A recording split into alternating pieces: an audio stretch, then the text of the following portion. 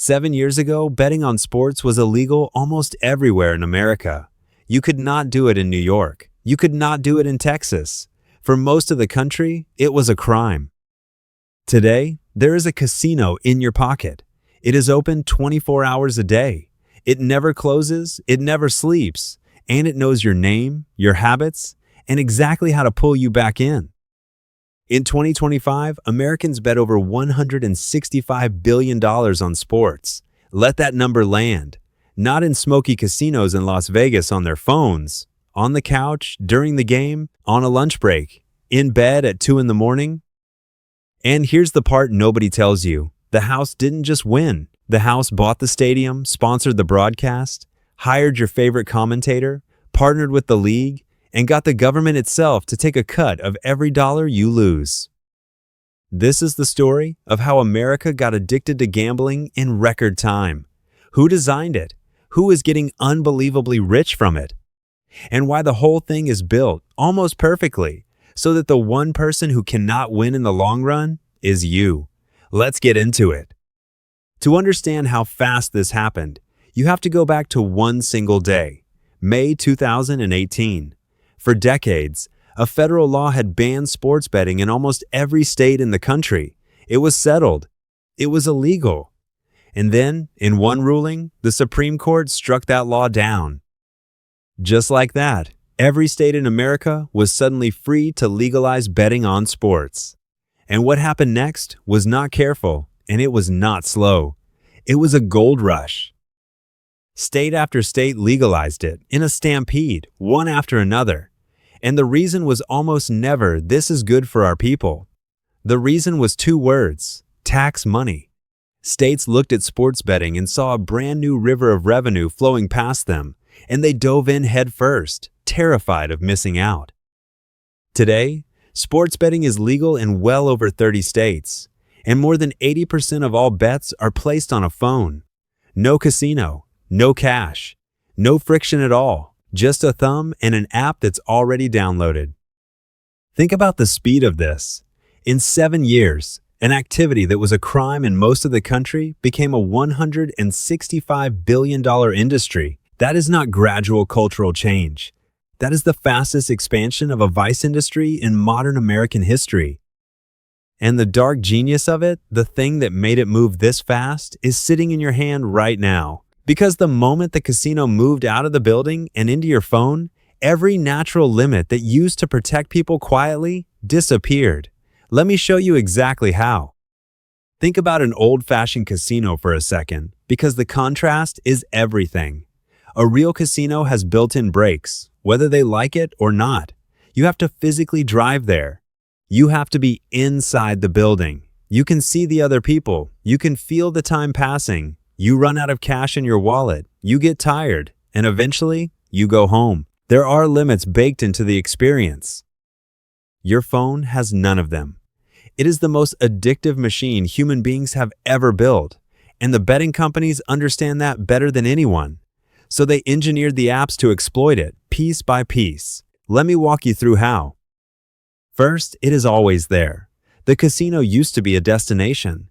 Now it lives in your pocket. During every single game, every commute, every argument, every sleepless night, the distance between the urge and the bet went from a 2-hour drive to a 2-second tap. Second, live betting. You are no longer just betting on who wins the game. You can bet on the next pitch, the next play, the next possession, the next point hundreds and hundreds of times in a single match. Every few seconds, a brand new chance to wager flashes up. This quietly turns a 3-hour football game into a slot machine that you pull 1,000 times in an afternoon. Third, the parlay. The apps relentlessly push you to combine bets, tie 5, 6, 10 outcomes together, and they dangle this enormous, life-changing payout in front of you. Here's the catch: parlays almost never hit. The more legs you add, the lower your real odds. But they look exactly like a lottery ticket. And the profit margin for the company is gigantic. That is precisely why every app shoves them in your face the second you open it. Fourth, the free money that isn't free. Bet $200, get $200 back. New users, risk-free first bet. That bonus is not generosity, and it is not a gift. It is a hook designed to get your cards saved in the app and your habit started. The bonuses are the bait. Once you are in, they quietly disappear, and the losses begin. And fifth, the notifications and the data. The app pings you. Your team is about to play. The odds just moved in your favor. You're missing out. And behind the screen, the company is tracking everything you do, every bet, every hesitation, every loss, and feeding it back to keep you engaged. The heaviest users, the ones losing the most, sometimes even get personal account managers whose entire job is to keep them betting. Put all of that together, and you do not have a fun little betting app. You have a slot machine that lives in your pocket, knows your weaknesses, and is open every waking second of your life. So who falls into a machine like that? The uncomfortable answer is probably someone you know. Maybe someone in this comment section. Maybe you. Let's talk about who is actually paying for this $165 billion industry. Because the money does not come from nowhere. It comes from millions of real, specific people. Today, an estimated 4.2 million Americans struggle with a sports betting addiction. And that damage is not spread evenly across the population. It is concentrated brutally on one group above all others: young men. Men between 18 and 34 show the highest rates of problem gambling of anyone in some studies. More than 13% of that group, college students and recent graduates, are the single most vulnerable population. And think about the timing of that. An entire generation of young men was handed a casino in their pocket at the exact moment they were figuring out money, independence, and self-worth for the very first time. And the culture made it worse, because betting got normalized at lightning speed. It stopped being something shameful you hid. It became something you do with your friends, something the broadcast celebrates, something that's just part of watching the game. When everyone around you is doing it, and every ad tells you it's normal, the guardrails in your own head come down. Here's what it actually does to people. The average person who walks into gambling addiction treatment shows up carrying around $27,500 in gambling debt. Almost a third of all sports bettors admit they are now in debt because of it. Calls to gambling addiction helplines have surged as the apps have spread year after year. And of the people who reach out for help, 71% say the thing that finally broke them was severe money problems. They bet money they did not have, chasing losses they could not afford, until it collapsed their entire life. And there is a darker statistic, so I'm going to say it plainly and carefully, because it matters. Across multiple studies, people with a gambling disorder have the highest suicide attempt rate of any addiction by some measures, around 1 in 5. This is not a harmless hobby that occasionally gets out of hand. For a real and growing number of people, it is a genuine life and death public health crisis hiding inside an app that looks like a game. Now here is the question that should make you angry. If this is doing that much damage to young men, to families, to people's actual lives, then why is it absolutely everywhere? Why is it advertised during every game, on every network, by every famous athlete and actor they can find? Why is it getting easier and easier to do, and never harder? The answer is simple, and it is the real reason I made this video. It is everywhere because almost everyone at the top is cashing in. So let me show you exactly who. Follow the money? Start with the most obvious winners, the apps themselves. And here is something most people genuinely do not realize. This is not some open, free market with dozens of companies competing for your business. It is, effectively, two companies. FanDuel and DraftKings together control somewhere around 75 to 80% of the entire online sports betting market in the United States. Two corporations, a duopoly. They split the overwhelming majority of a market worth tens of billions of dollars a year between just the two of them. And the scale is staggering. In 2025 alone, regulated American sportsbooks pulled in nearly $17 billion in gross gaming revenue. That is the money they kept, after paying out every single winner. These are not scrappy little startups taking a risk. These are some of the fastest growing giants in the country. But here's the part that should really stick with you, the math that guarantees they win no matter what. The industry calls it the hold. It's the share of all the money wagered that the house keeps on average, and it runs around 10%. Think about what that actually means. For every $10 Americans bet, the house keeps roughly $1 forever, permanently, no matter which team wins, no matter who's hot, no matter how smart you think you are. You are not really betting against the other team or the other fan.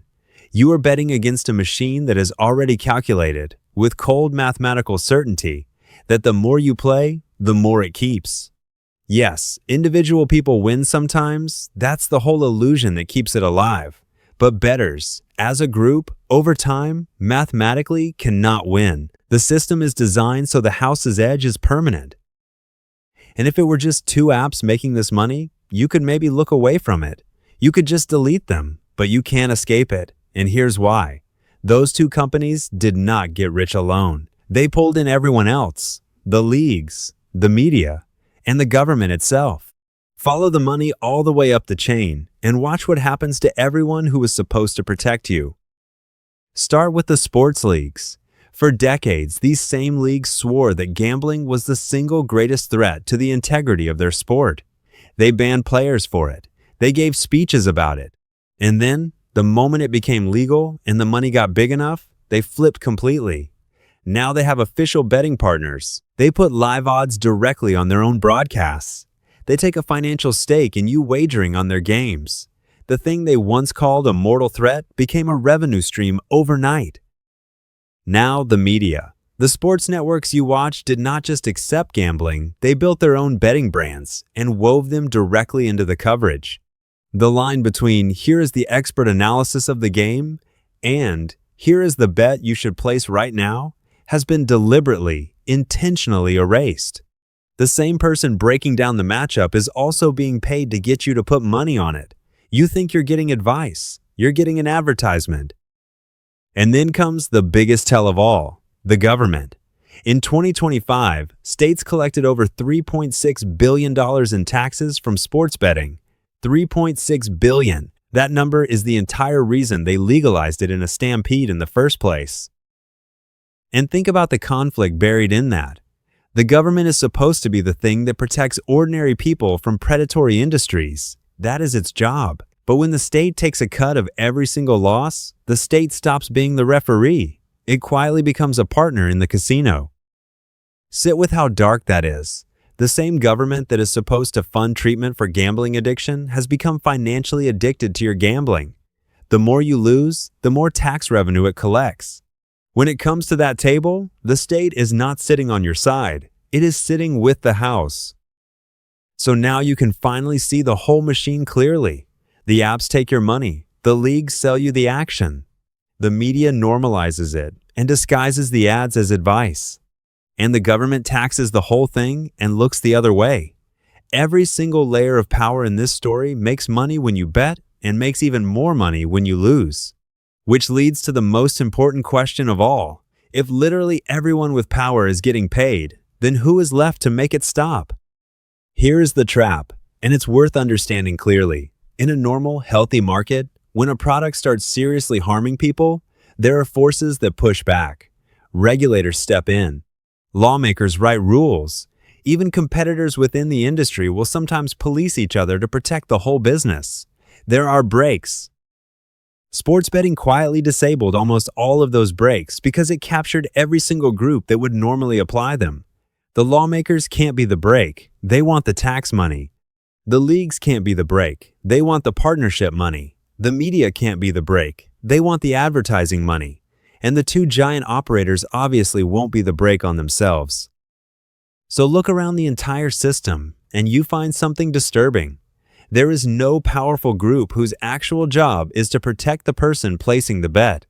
Because protecting that person, slowing them down, warning them, letting them lose less, means less money for everyone standing at the top. That is why the ads keep multiplying instead of shrinking. That is why every update makes it easier to bet, and never once harder. That is why the friction keeps disappearing. The system is not broken. It is working exactly as designed. And the only real break left in the entire machine, the only one is you, and what you understand about it.